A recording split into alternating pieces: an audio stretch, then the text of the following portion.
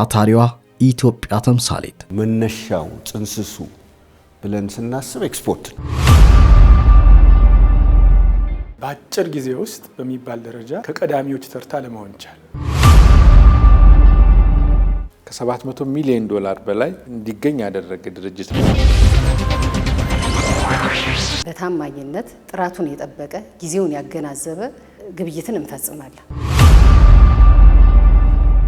በተለያዩ ሴክተሮች ትራንስፖርትን ይዞ በሰፊው ደረቅ ጭነት፣ ፈሳሽ ጭነት ከሀገር ውስጥ ቅባት እህሎች ዘይትን በማምረት ሀገር ውስጥ እናከፋፍላለን።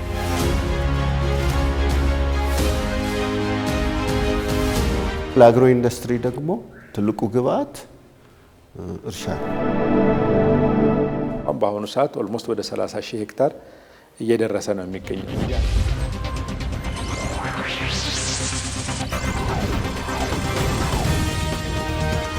የኮንስትራክሽን ዘርፍ የግድ ያስፈልገን ነበር። ምንም አይነት የሀገራዊ ጥሪ ቢኖር ግንባር ቀዳም ነው የኛ ድርጅት።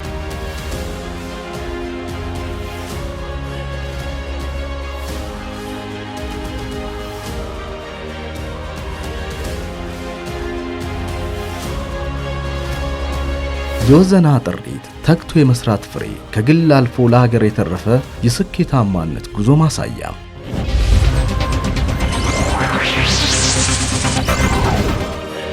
የገዘፈ ሀገር ያበርክቶ ያላቸው የ25 ካምፓኒዎች ጥምረት የበላይነህ ክንዴ ግሩፕ ከመሰኘቱ አስቀድሞ የወጪ ንግድ የዛሬ መዳረሻው መነሻው ነው። ዋና ዘርፉ አድርጎ ይሰራ የነበረው የኤክስፖርት ዘርፍ ነበር እና በኤክስፖርት ዘርፉ በተለይ የቅባት እህል ሰሊጥ በመላክ ስራ ስንጀምር በትኩረት ነበር የምንሰራው እና በአጭር ጊዜ ውስጥ በሚባል ደረጃ ከቀዳሚዎች ተርታ ለመሆን ቻለ።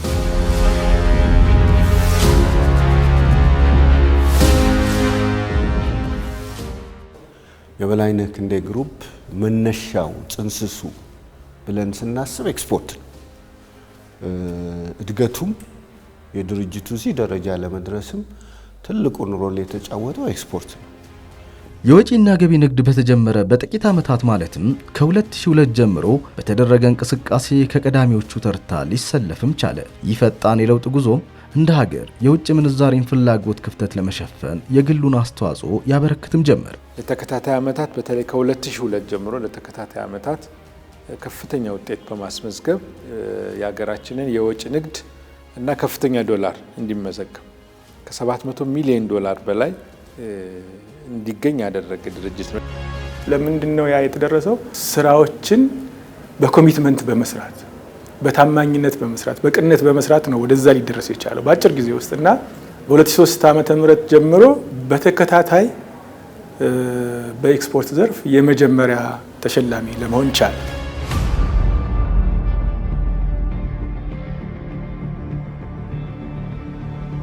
በአቅራቢዎቻችን ዘንድ ተመራጭ እንድንሆን እምነት በእኛ ላይ እንዲጥሉ አድርጓል። እንደውም ካለውም ከጠቅላላ ከገበያው ዋጋ በቀነሰ ዋጋ ቢሆን ወደኛ ማስገባትና እኛ ጋር መገበያየት እንደሚመርጡት ይሄ ከአቅራቢዎቻችን አንጻር ነው።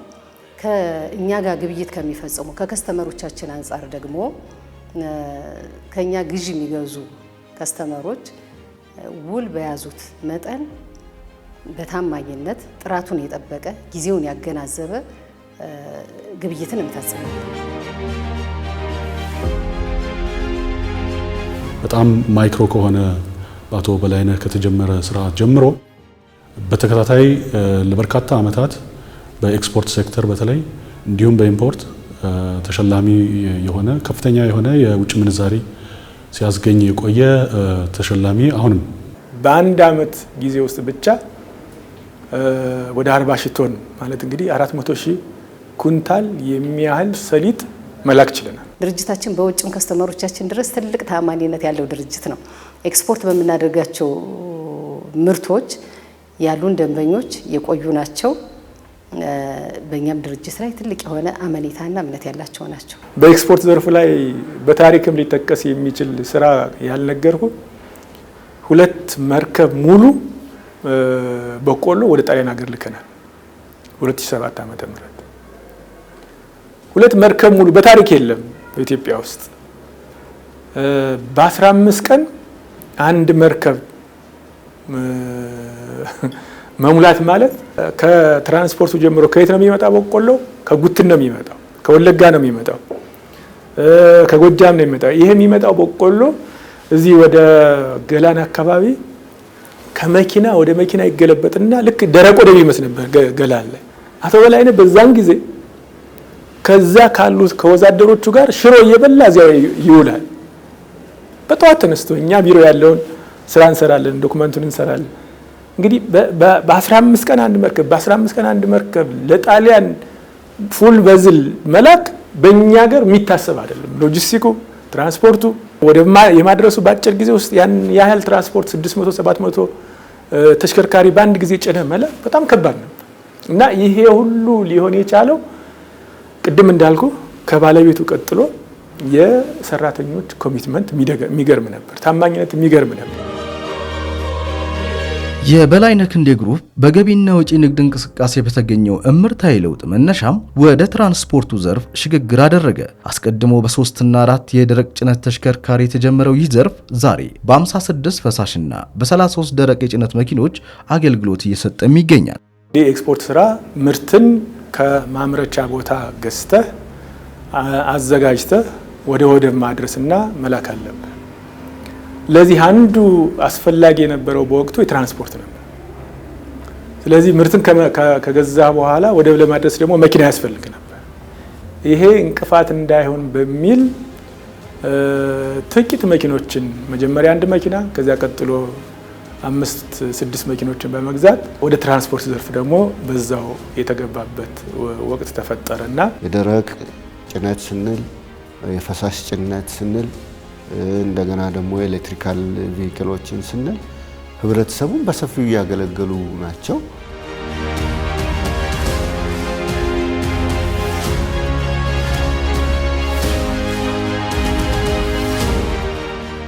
የድርጅቱ ካፒታል እያደገ ሲመጣም ሀገራዊ አበርክቶ አላቸው ብሎ ባላቸው የአምራች የግብርናና የሆቴል መስኮች ላይም ተቀላቅሎ አጃኢብ ያስባሉ ለውጦችን እያሳየ ነው። በየራሳቸው አውቶኖመስ የሆኑ ድርጅቶች ያሉት ተቋም ነው።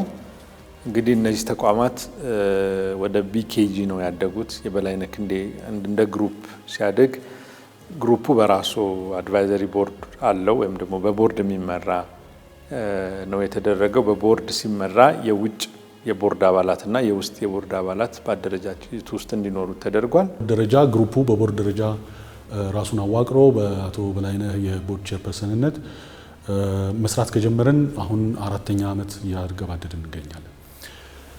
ዋናው ዓላማው ምንድን ነው? በቢኬጂ ስር ያሉትን የተለያዩ ተቋማት የሚያስፈልጋቸውን የኤግዜኪቲቭ ፑል በጣም ስትራክቸርድ በሆነ መንገድ በዘመነ መንገድ እና የዛሬን የኮንቴምፖራሪ የሆኑ የሊደርሺፕ ንድፈ ሀሳቦችንና ፕራክቲሶችን ታሳቢ ባደረገ መልክ ያንን የዋጀ የሰው ኃይል የኤግዜኪቲቭ ፑል ዴቨሎፕ የማድረግ ፕሮግራም ነው። አዳዲስ ፕሮጀክቶች የፕሮጀክት አይዲያዎችን እናመጣለን። ያንን እስከ መጨረሻው እንሄዳለን፣ ወደ ውጤት እንለውጣለን። ታታሪቷ ኢትዮጵያ ተምሳሌት የሚለውን ለሌሎች አራያ በመሆን ተምሳሌት በመሆን የሚገኝ ግሩፕ ነው። አገር የሚቀየረው በኤንተርፕራይዝ ልማት ነው። አገርን የሚቀይር ድርጅት ነው። የኤንተርፕረነርስ ናቸው። መንግስት ፖሊሲ ሊያወጣ ይችላል፣ ኢንፍራስትራክቸር ሊሰራ ይችላል።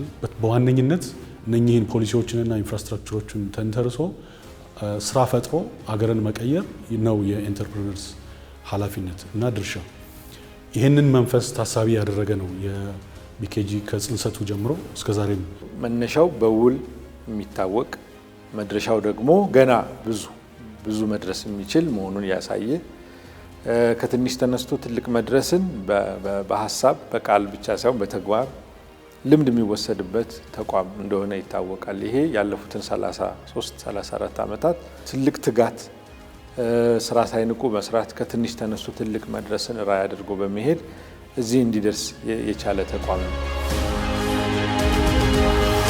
በአማራ ክልል ቡሬ ከተማ የሚገኘው የ9 ፋብሪካዎች ጥምረት የፊቤላ ኢንዱስትሪያል ኮምፕሌክስ የግሩፑ ምጥቀት ማሳያ በሀገር ብቻ ሳይሆን በምስራቅ አፍሪካም ጭምር ቀዳሚ የሆነ በቀን 1.6 ሚሊዮን ሊትር የሰንፍላወር ዘይትን አምርቶ ለገበያ የማቅረብ አቅም አለው። ለምን እኛ ዘይት እናስመጣ ስለነበረ እዚህ ሀገር ላይ ያለውን የገበያ ክፍተት እናያለን። እዚህ ሀገር ደግሞ በተለይ ማህበረሰቡ ላይ ያለውን የዘይት ችግር በደንብ እንረዳ ነበር። ያንን እንረዳ ስለነበረ ለምንድነው ዘይት ሁልጊዜ ከውጭ ኢምፖርት እያደረግን የምናቀርበው የምንገዛው የሚል ጥያቄ ነበር። ለምንድነው እዚህ ማምረት አይቻልም ወይ የሚል ጥያቄ ሲመጣ እሱን ሀሳብ በተለይ ደግሞ አንድ የውጭ ደንበኛ ስለነበረን ከሱ ጋር በመመካከር ፊቤላ ሊወለድ ቻለ ማለት ነው። ፊቤላ በሀገር ደረጃ ትልቅ አስተዋጽኦ ነው ያደረገው። አንደኛ የውጭ ምንዛሬም በማዳን ረገድ ከፍተኛ አስተዋጽኦ አድርጓል። ምክንያቱም ከዚህ በፊት ያለቀለት ምርት ነበር ወደ ሀገር ውስጥ የሚገባው፣ ግን አሁን ድፍድፉን በማምጣትና በማጣራት ከፍተኛ የዶላር ምንዛሬውን ለሀገር ጠቀሜታ አድርጓል።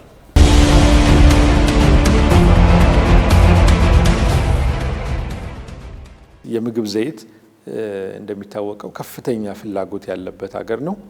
ብዙውን ከውጭ እያመጣን ነው። በሀገር ውስጥ ያሉት ፋብሪካዎች በሀገር ውስጥ ያለውን የዘይት ፍላጎት የመሸፈን አቅማቸው በጣም ዝቅተኛ እንደሆነ ይታወቃል። ስለዚህ ብዙዎቹ የምናመጣቸው ዘይቶች በዋናነት እንደ ኢንዶኔዥያ፣ ማሌዥያ፣ ተርኪ፣ ሳውዲ አረቢያ የመሳሰሉ ሀገራት፣ ዩክሬን እንደሆኑ ይታወቃል። በሀገር ውስጥ ይህንን መተካት አንዱ መሰረታዊ እንደሆነ የህዝቡም የዕለት ተዕለት በእያንዳንዱ ጓዳ ውስጥ ያለ ችግር መሆኑን በመረዳት በሀገሪቱ የመጀመሪያውን የዘይት ፋብሪካ በሀገር ውስጥ ገጣጥሞ ስራ ያስጀመረ ተቋም ነው። በትክክል 100% እየሰራ አለመሆኑን ታሳቢ ማድረግ ይሄ በዋናነት የጥሬ ዕቃ ለፋብሪካው የሚያስፈልገው የኃይል አቅርቦት ከ50% በታች መሆን ፋብሪካው የሚገባውን አገልግሎት አልሰጠም። ግን በ100% ማገልገል ሲችል በቀን 1.5 ሚሊዮን ሊትር ዘይት በማምረት በሀገሪቱ የመጀመሪያው ፋብሪካ የቢኬጂ ውጤት ነው ማለት ነው። ፊቤላም በዘመናዊነቱና በታጠቀው ቴክኖሎጂ ከምስራቅ አፍሪካም ጭምር ቀዳሚ ነው። ፊቤላ ሲቋቋም ሰፊ ስራ ተሰርቷል። ቢያንስ ፊቤላ በመቋቋሙ ሲጀምር ከ20 እስከ 30% የሚሆነውን ሀገሪቱ ኢምፖርት ማድረግ የምትችለውን አስቀርቷል። ምክንያቱም ማሸጊያውን እዚህ ነው የምናመርተው። ይሄ የመጣው ያልተጣራ ዘይት ተጣርቶ ለህብረተሰብ አገልግሎት ሲውል፣ ሌላው ተረፈ ምርቱ ደግሞ ለሳሙና ጥሬ ዕቃ ግብዓት የሚሆን ለአትክልት ቅቤ ግብዓት የሚሆነው ምርት ማምረት ችለናል። ይሄንን ለበርካታ ኢንዱስትሪዎች ሰፕላይ ማድረግ ችለናል። በተለይ ለሳሙና ፋብሪካዎች፣ እንደገና ደግሞ ብስኩት ለሚያመርቱ ትልቅ ግብዓት የሚጠቀሙ እነሱ ናቸው። ለነሱ ሰፕላይ ማድረግ ችለናል። በለውጥ ሂደት ላይ ያለው ፊቤላ አስቀድሞ ከውጭ ያስመጣ የነበረውን ጥሬ ዕቃ አስቀርቶ በሀገር ውስጥ ለመተካት ቅድመ ዝግጅቱን አጠናቋል። ክሩሩን ደግሞ አምጥቶ ሪፋይን ከማድረግ ወደ ሙሉ በሙሉ በሀገር ውስጥ ወደ መተካት ነው እየተገባ ያለው። አሁን የክሬሽንግ ፕላንት ተሰርቷል። ይሄ ክሬሽንግ ፕላንት በቀን 500 ቶን በቀን ማምረት ይችላል። ስለዚህ የውጭን ድፍድፍ ከውጭ ከማምጣት በሀገር ውስጥ የቅባት እህሎች እዚሁ አምርተን ዘይቱን እዚሁ ለሀገር ውስጥ ፍጆታ እንጠቀምበታለን።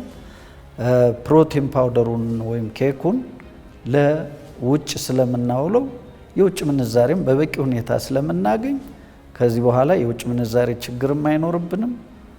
ለሀገሪቱም የዘይት አቅማችንም ከፍ ያደርገዋል። ያለቀውን ዘይት ከማምጣት ይልቅ ክሩዱን በምታመጥበት ጊዜ 30-40% ልታወጣ የነበረውን የውጭ ምንዛሬ ማዳን ትችላለህ።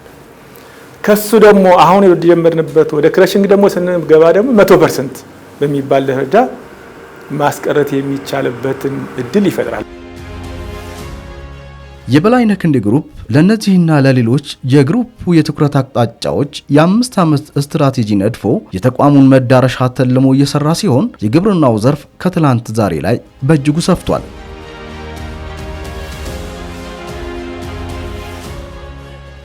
አንደኛው በተለይ የግብርና ዘርፍ ላይ በስፋት መሰማራት አንዱ በጣም በትኩረት የሚሰራበት ነው። ምክንያቱም በሀገራችን የመጀመሪያው የዘይት ፋብሪካ ድርጅቱ ባለቤት ነው።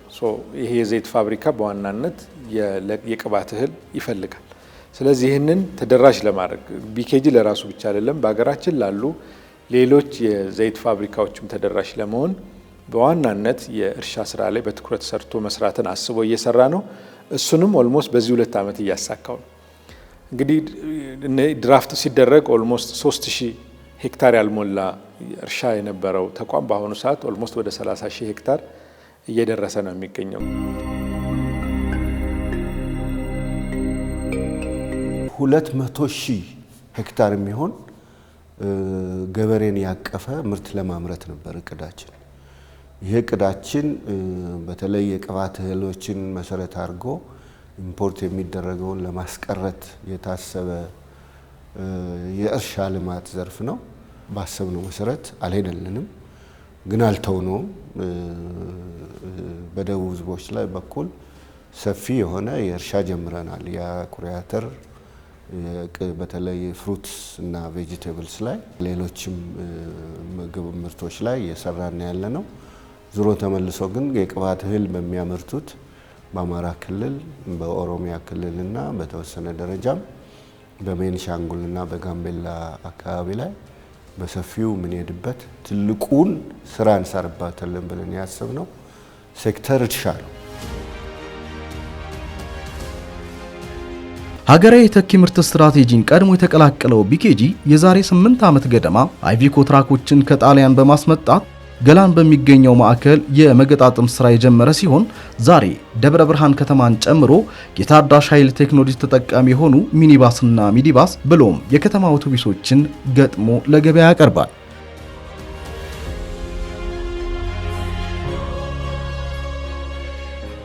ከውጭ በተለይ የአይቪኮ መኪኖችን ከጣሊያን ሀገር እያስመጣን ለገበያ ማቅረብ ስራ ውስጥ ገባን፣ በኢምፖርት ዘርፉ ላይ ማለት ነው። ይሄ ስንገባ ግን ይሄ ወደ ምን አደገ?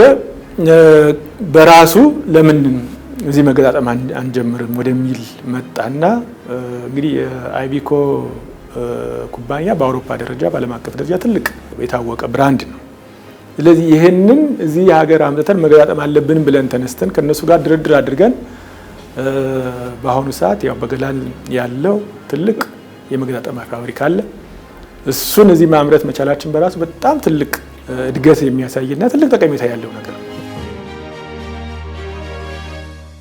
በተለይ ዘመኑን ታሳቢ ባደረገ እና ግሪን ኢኮኖሚን ታሳቢ ባደረገ በደብረ ብርሃን በቃሊቲ ያሉትን የመኪና መገጣጠሚያ ፕሮጀክቶች ታውቋቸዋላችሁ።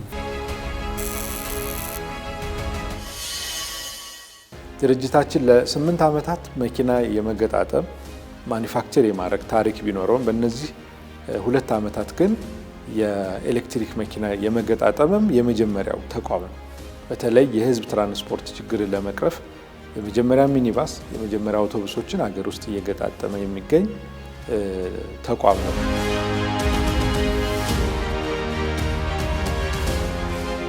ከአይቪኮ መኪናዎች አልፈን አሁን በተለይ የኤሌክትሪክ መኪና ባሶችን፣ አውቶቡሶችን፣ ሚኒባሶችን፣ ሚኒባሶችን ማምረት ችሏል።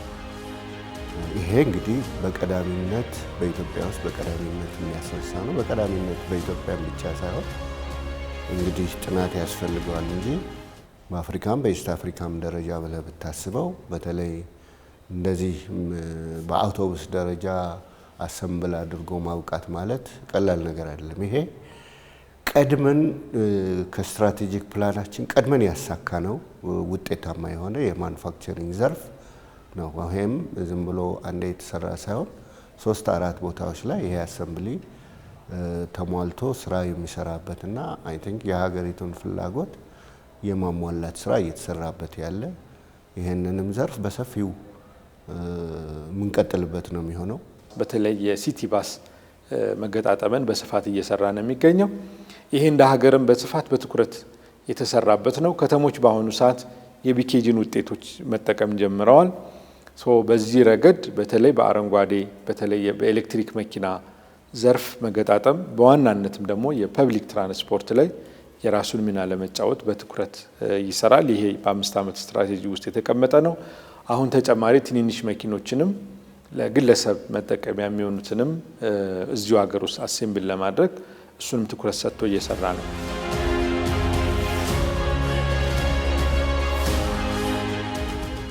የራሱን ተቋማት በራስ አቅም ለመገንባት ሲል የተመሰረተው የግንባታው መስክም ዛሬ ደረጃውን አሻሽሎ ፈርጣማ የህንፃ ተቋራጭ ለመሆንም በቅቷል።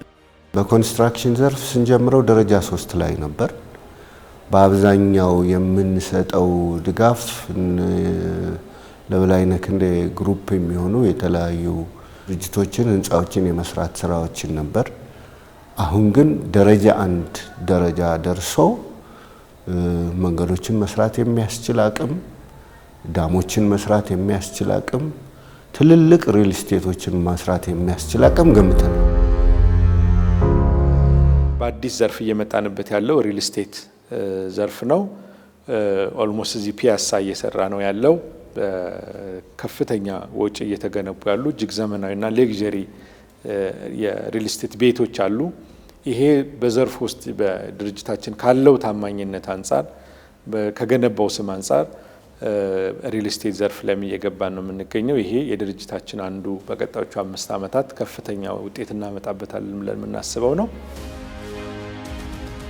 በሆቴልና ቱሪዝም ዘርፍም በላይነህ ክንዴ ግሩፕ የራሱን አሻራ ለማኖር እንደ ሀገር ቀዳሚ የሆነውን የኢትዮጵያ ሆቴልና የአዳማ ራስ ሆቴልን ገዝቶ ዘርፉን ተቀላቀለ።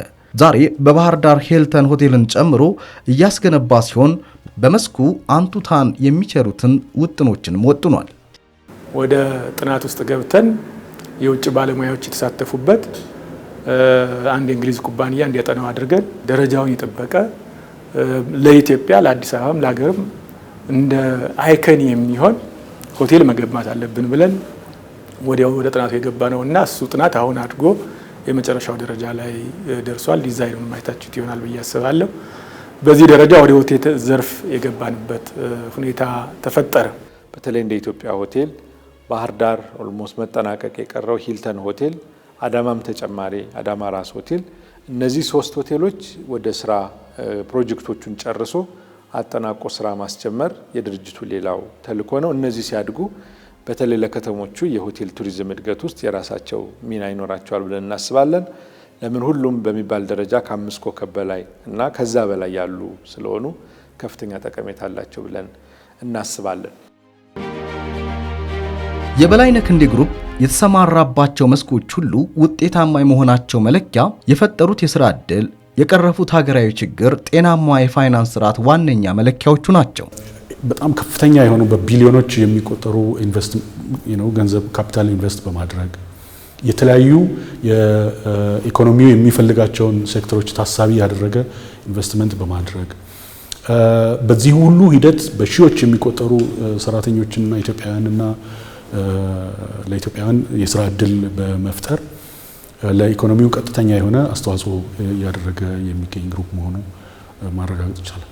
በመሰረታዊነት ሀገራዊ ፋይዳ ያላቸው ለሕዝብ ጥቅሜታ የሚውሉ ለወጣቶች ደግሞ የስራ ልምድና ቴክኖሎጂ ሽግግር የምናደርግባቸው ተቋማት ነው እየተፈጠሩ የመጡት። በአሁኑ ሰዓት ኦልሞስት ወደ 25 ተቋማት ደርሰዋል። የሰራተኛው ቁጥር ኦልሞስት ወደ 8000 እየደረሰ ነው የሚገኘው። ይሄ ድርጅቱ ከመጣበት መንገድ አንጻር አሁን የበለጠ እያደገ የጎለበተ ለሀገርም ኢንቨስትመንቱ ላለበት አካባቢም አይነተኛ የህዝብ ተቋም እየሆነ መምጣቱን ማሳየት እንችላለን። ሁሉም ነገር ወደ ሶስተኛ ወገን የሚታየው የሚገለጠው በፋይናንሱ በኩል ነው፣ በፋይናንሻል ሪፖርቱ በኩል ነው እና ፋይናንሱ ላይ ትኩረት ተደርጎም ነው የሚሰራው። ሰራተኞቹም በጣም ጠንካሮች ናቸው። አሰራሩም ንጹህና ልዩ ነው። ስራዎችን ሲሰሩ የመንግስት የሀገር ህግ ባለው በታክስ ህጉ መሰረት ነው የሚሰራው። የግሩፕ አንደኛው ክንፍ በሆነው ፋውንዴሽኑም አነስተኛ ገቢ ያላቸውን አቅመ ደካሞችን ከመመገብ እስከ ገዘፈ የሀገር ፕሮጀክት ግንባታ ቀዳሚ የማህበራዊ አበርክቶም አለው። የበላይነህ ክንዴ ግሩፕ ለማህበረሰብ ቅርብ መሆን በተለይ አቶ በላይነህ የተቸገሩትን በማገዝ በመርዳት በኩል ያለው ቅልቦና የመጣ ነው። ይሄ አድጎ ዛሬ ወደ ፋውንዴሽን የደረሰና ማህበራዊ ግዴታችንንም እንወጣለን። አሁን ሳይሆን ከመጀመሪያውም ጀምሮ ማህበራዊ ግዴታችንን እየተወጣን የመጣ ነው። ምንም አይነት ሀገራዊ ጥሪ ቢኖር ግንባር ቀደም ነው የኛ ድርጅት። ያው እንደሚታወቀው አባይ ግድብን ከዛም ጀምሮ ድርጅታችን ያው ግንባር ቀደም ነው ሁሉም ሰው እንደሚያውቀው።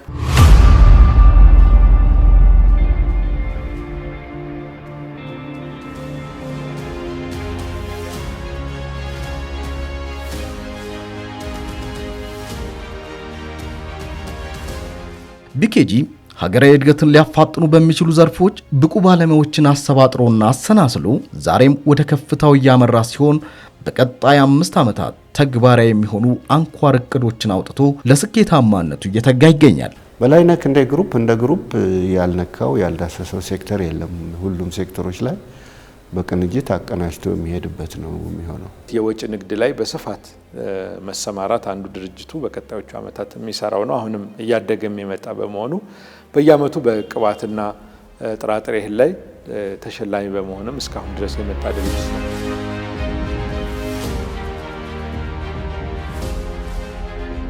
በተጀመረው የተሽከርካሪ መገጣጠም መስክ ዛሬ ካለው ደረጃ ከፍ ማድረግና አብዛኛው ነገር እዚሁ ሊሰራ ሊመረት የሚችል ስለዚህ አብዛኛውን እዚህ ከማምረት አልፎ ሙሉ በሙሉ ወደ ማምረት የምንሄድበት ነገሮች ማመቻቸት አለብን ብለን ይዘናል። በዋናነትም ደግሞ የፐብሊክ ትራንስፖርት ላይ የራሱን ሚና ለመጫወት በትኩረት ይሰራል። ይሄ በ5 ዓመት ስትራቴጂ ውስጥ የተቀመጠ ነው። አሁን ተጨማሪ ትንንሽ መኪኖችንም ለግለሰብ መጠቀሚያ የሚሆኑትንም እዚሁ ሀገር ውስጥ አሴምብል ለማድረግ እሱንም ትኩረት ሰጥቶ እየሰራ ነው። ይሄንን የማህበራዊ አገልግሎቱን አጠናክሮ ትምህርት ቤቶቹን አስፈላጊ ከሆነ ዝቅተኛ ኑሮ የሚኖሩ የደሃ ቤቶቹን አስፈላጊ የሆነ የጤና መድህንንም በየአካባቢው ላሉት ዝቅተኛ ኑሮ ላላቸው ህብረተሰብ ይህንንም አጠናክሮ ለመስጠትና ፋብሪካውን በሙሉ አቅሙ ሰርቶ ለሀገሪቱ የሚጠበቅበትን ድርሻ ለመወጣት ዝግጁ ነው። በሆቴል ዘርፍ ቅድም ያልኳችሁ ዲዛይናቸው ያለቀ የተጠናቀቀ ፕሮጀክቶች አሉ። ኢትዮጵያ ሆቴልን በታሰበው መንገድ በሀገር አቀፍ ደረጃ አይከን በሚሆን መንገድ መስራት፣ ወደ ተግባር ማስገባት፣ ሂልተን ባህር ዳርን ማስጨረስ። ሌላው የማዕድን ዘርፍ ላይም ድርጅታችን በአሁኑ ሰዓት ኦልሞስት በሂደት ላይ ነው የሚገኘው። ይህንን በማዕድን ዘርፍ ላይም ሀገራችን ካሉ በትኩረት ከሚሰሩ ዘርፎች አንዱ በመሆኑ የተለያዩ ስራዎችን ጀምሯል። ይሄ በቀጣዮቹ 5 ዓመትም ስኬታማ ከምንሆንበትና ለሀገርም ትልቅ ፋይዳ ከምናመጣባቸው ፕሮጀክቶች ውስጥ አንዱ የማዕድን ዘርፍ ወይም በማይኒንግ ላይ መሳተፍ በመሆኑ እነዚህ ሲደመሩ የሀገራችንን በትኩረት ከፍተኛ የሰው ኃይል በመፍጠር ለሀገራችን ከፍተኛ በወጪ ንግድም ከፍተኛ መዋለ ንዋይ እንድታገኝ በማድረግ ረገድ የሚኖራቸው ፋይዳ ከፍተኛ በመሆኑ እነዚህ የቀጣዮቹ 5 ዓመታት የድርጅታችን ዋና ትኩረቶች ናቸው ብለን እናስባለን። በባለቤቱ ከተያዙት ቁርጠኝነት አንጻር እውን ይሆናሉ የሚል 100% እምነት አለኝ። እነዚህን ነገሮች ደግሞ ከፈጣሪ ጋር እንግዲህ እናሳካለን። ስራ እድል ፈጥረን ገቢ በማምጣት ሀገራችን እንድታድግ እናደርጋለን። በሁለተኛ ደረጃ ገቢያቸው መስራት የማይችሉትን ደግሞ ደግፈን እንሄዳለን።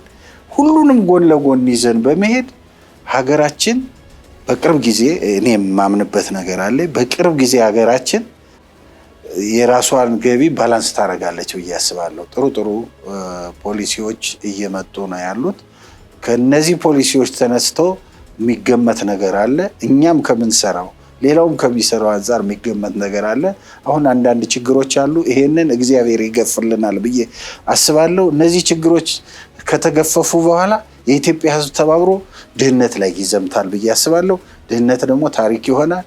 ይሄንን አይቼ ለኔ መሞት ትንሣኤ ነው። ሁሉንም ነገር አግኝቻለሁ። ይሄንን ደግሞ ለማየት እግዚአብሔር እድሜ ይሰጠኛል።